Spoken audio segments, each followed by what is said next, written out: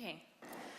So thanks for the introduction, and thanks for mentioning Future Everything, where I gave a kind of ranty talk about algorithms in my personal life earlier this year. And I was really pleased that Honor invited me to sort of extend on that talk and to sort of further think about how the algorithm sees me. And this is about EdgeRank. And there's a health warning here. This talk contains babies, which I think is a fair warning. So this is my Facebook about page. As you can see, it's nice and minimalist. I don't really like to give a lot of information to this company. If you can see, I've given my birthday, and they've given me a Facebook email, and that's about it. But recently, and you may remember this from when we signed up to this service for those of you who have, that they would tell you the percentage of how complete your profile was. And then that sort of disappeared because I assumed that they thought, well, everyone's profile is quite complete. Mine isn't. And that started to bother them, this incompleteness. And one of the things that they've been hassling me about for quite some time now is to let them know where I live and where I'm from. And so in May, I started talking about this on my Facebook wall, and I started posting about these slippages of what this kind of company was asking. So I posted saying, Facebook seems terribly concerned that my profile is only 30% complete. Where did I go to school with any of these people or these or these? You get this kind of constant offerings. Please pick stuff. Where do I live? Here or maybe here or maybe here where some of these people you know live? Tell us. So many questions. I'm now tempted to reduce my profile completion to as low as I can make it, but a 10% reduction seems a reasonable goal for now. Some people liked it, and one of my friends started saying, good work. Mine seems to be about 50% complete, with a sort of sad face. And then he says that he did delete some info, but that the percentage didn't actually go down. And so he said that he thinks that Facebook is still looking after this data somewhere. We can assume, of course, that it is. And then he says the only thing that is nice is when people wish you a happy birthday, but then he still has a sad face. I'm not sure. So this is kind of what they've been asking me. So they say your profile's only 30% complete. Do you live in Manchester? There's 11 of your friends who live there, and here they are, some of them. Maybe in London, some of your friends live in London.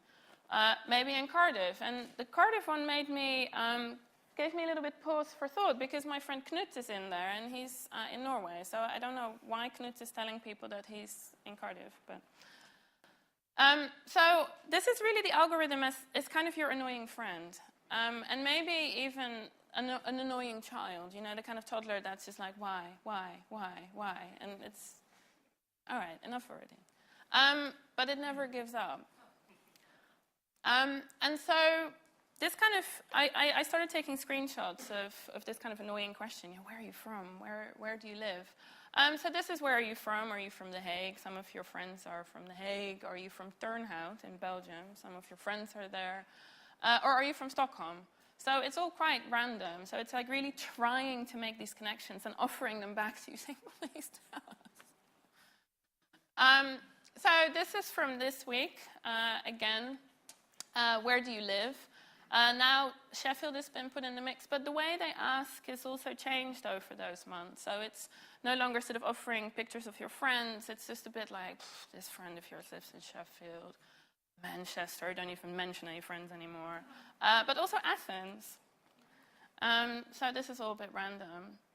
Then there's, of course, the data that gets given away by people you know, and they give data away about you. So profile building that happens without, kind of outside of you. So this is the rather annoying phenomenon of my ex-high school friends telling the Alumni Association that they should friend me. So this is where I went to school, and of course this is a pending request. So what I really want to talk about is targeted advertising. And I'm sure all of you are familiar with these lovely ads that end up in the right side of your wall. And this is one of the ones that I first started kind of writing about. And that appeared on one of these targeted banners, advertising banners in January. So I'm sort of saying, Facebook, what are you trying to say here? My teeth look good. And so this is about dental implants, which are £500. Or if you want crowns, they're $995. No hidden costs. Over 25,000 placed, the best price guarantee. So, of course, my friends started responding to this. Some people liked it. And some of my friends started talking about how they also, are targeted for plus-size clothing, engagement rings, postgraduate study, which is interesting because this is a friend of mine who has a PhD. So, and if she wants to go to Norway. So, now for the baby bit. In April, I was targeted by a rather different ad. So on the one hand, cosmetic, and now, let's discuss your fertility. So this is a assisted reproduction center in Spain called Embryo Gin International, or Embryo Gin. It's a bit of a tongue twister of a name.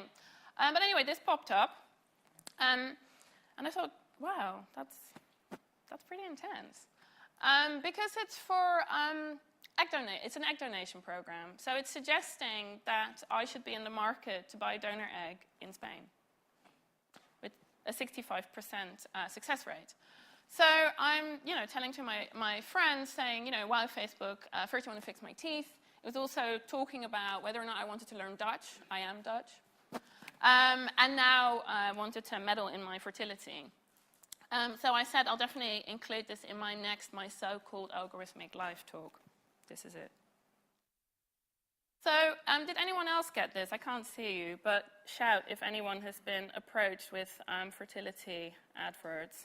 Yes. Okay, so I'm assuming this is kind of quite a well-known one. I think it's an interesting one to unpack. So this is really from a very personal perspective. Why me? So the only information I've really given Facebook, other than, of course, the status updates and so on, and the connections through my friends, is my date of birth, which I guess, makes them say, well, you're getting on a bit now. And, maybe you need to consider this. Then, of course, it does some kind of razzmatazz with its algorithms and the data, other data that it has access to, and comes up with this. All of this means that you're a good kind of audience for this advertising. In another universe, we might say that this is the social-political context within which this algorithm has been created. I'm a lady. And I really, it kind of personifies the algorithm for me. This kind of like 1950s, kind of this lady, wants a baby. Also, I was thinking, because I have a penchant for sort of embarrassing selfies that I kind of make my dog partake in, and he's really looking like, oh, again. Maybe it's also, this lady needs a baby. So how did I feel? Well, Also, I was thinking, they're trying to flog a white baby. At least they could have kind of tanned it a little bit. Maybe this is the next iteration. They'll kind of look at my profile and they say, this woman is not in the market for a white child. But what I really want to talk about is these algorithmic ruptures. So Dodge and Kitchen talk about these algorithmic ruptures in terms of seeing the algorithm when it kind of quote-unquote breaks, which is, when it becomes visible. And I think nothing broke here. This is business as usual. So for me, this is about seeing what the algorithm sees. And how does it see me, right? How does it position me? So I felt a little bit like this. But without this, which is, I'm still waiting for this bit. And you kind of, you can think about the bullets as spam, and wouldn't it be nice if, at some point you can kind of just pluck them out of, stop them, and sort of, they just drop on the floor. Back to the place in Spain. So this is their Facebook page. They now have over 1,000 likes, although I sort of looked into these likes. I'm highly skeptic about it. But what I think is very interesting about this place is the way in which other people are interacting with it. So one of the things that I was thinking, like, am I being positioned in this really gender normative way? Until I met Adam, who is ranting on their wall saying, I'm a man with kids. Why do I want to see your adverts? But then, so on the one hand, I thought, okay, this is quite interesting. But then he sort of slips into, don't pay Facebook to advertise your products to men. Because why? Why am I seeing this advert? Did you really sponsor to have men seeing this? Do not pay Facebook to advertise you. Do not pay Facebook to advertise your page to men. This is a really big issue because, of course, fertility is a lady problem.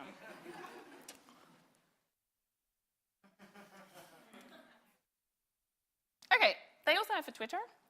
And in terms of this kind of gender normative positioning, what is quite interesting is that they have a video there, Problemas en el testículo, which I will spare you. When they started on Facebook in late 2011, they also had a film where you could meet the team. Sadly, it's no longer there. They also offer what seems to be sort of like safari fertility packages. So they sort of do the whole kind of trip for you and cater many, many different languages. So then I kind of got bored with looking at their Facebook page. And I have to say that I used a clean research browser for looking at this stuff because I thought I'm going to get spammed to death with all sorts of kind of fertility stuff. So I used a clean research browser, and I also signed in with my boyfriend's Facebook. So he can get it from now on. So what I became then interested in my old friend Google image search is this baby. You know, this like stock image of this kind of smiling baby. I could be yours. So the baby is also selling Tchaikovsky for babies, diapers, of course. Bizarrely, it's also fronting a campaign against circumcision, gender mutilation and circumcision in babies in Denmark. It's also part of a campaign, an anti-vaccination campaign, saying vaccinating during teething gives neurotoxins direct access to your baby's brain. So, you know, that's a takeaway. It features in a lot of downloadable wallpapers, so there it is. And I can kind of see why this baby got chosen and kind of a little bit went viral on the kind of stock photography market over some of these babies. If this was the baby that was waiting for me in Spain, no thanks. And then my favorite, the baby selling or kind of pushing gender reveal cakes. This seems to be a frightening concept. So it's not as daring as it sounds, apparently. It's a new trend coming from the Atlantic. And basically what it is you have your baby shower. You don't know the gender of your child yet, but through some kind of secrecy at the hospital has told the cake makers the gender of your baby that will then be revealed when the cake is cut and the color of your choice oozes out. But anyway, this baby is also selling these cakes. Now for the cloud bit. This is one of my other favorite algorithms. Because what it made me think about, in all seriousness, is the way in which there are companies that are assigning profiles based on a lot of data traces and data that is available to them and builds a profile for you. So this is my boyfriend. He hasn't got a cloud profile that he built, but the company built one for you.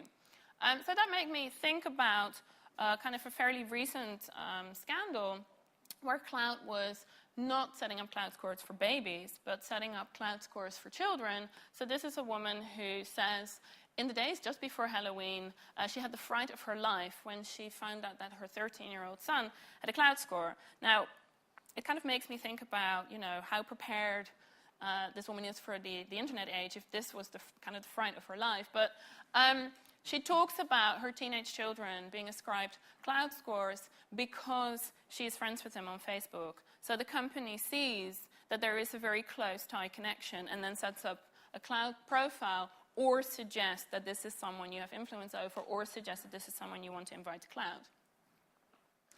So Cloud has an opt-out mechanism, but then when you read the information, it says to opt out of Cloud, please verify that you are the owner of the Twitter or Facebook account, which sounds like a trap to me.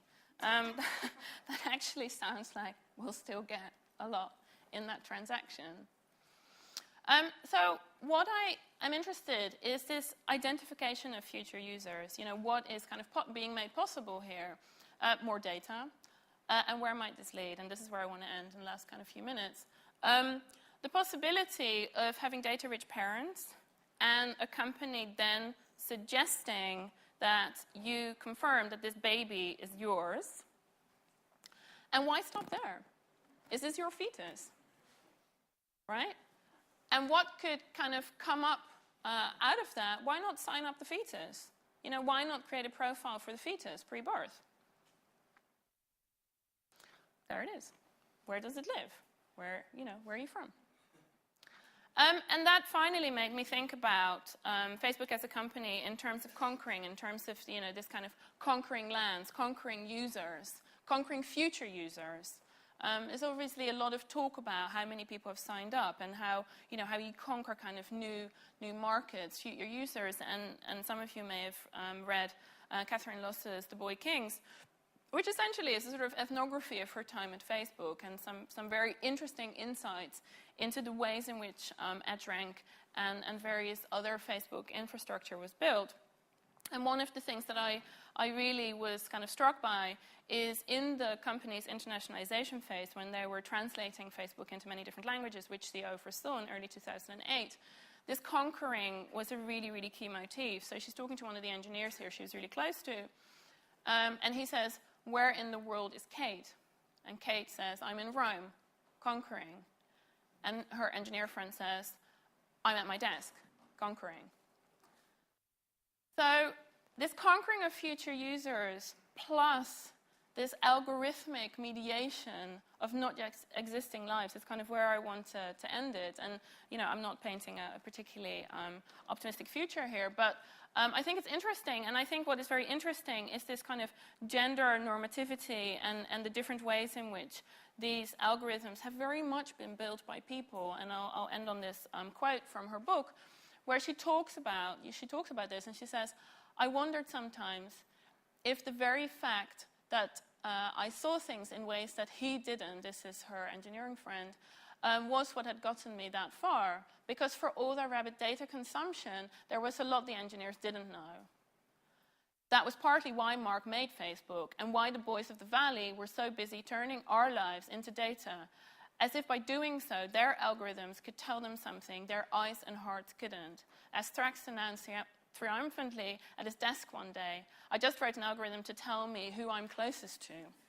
He went on to show a set of scores that, according to his algorithm's calculations, revealed how close he was to all his Facebook friends. I'll leave it there. Thank you.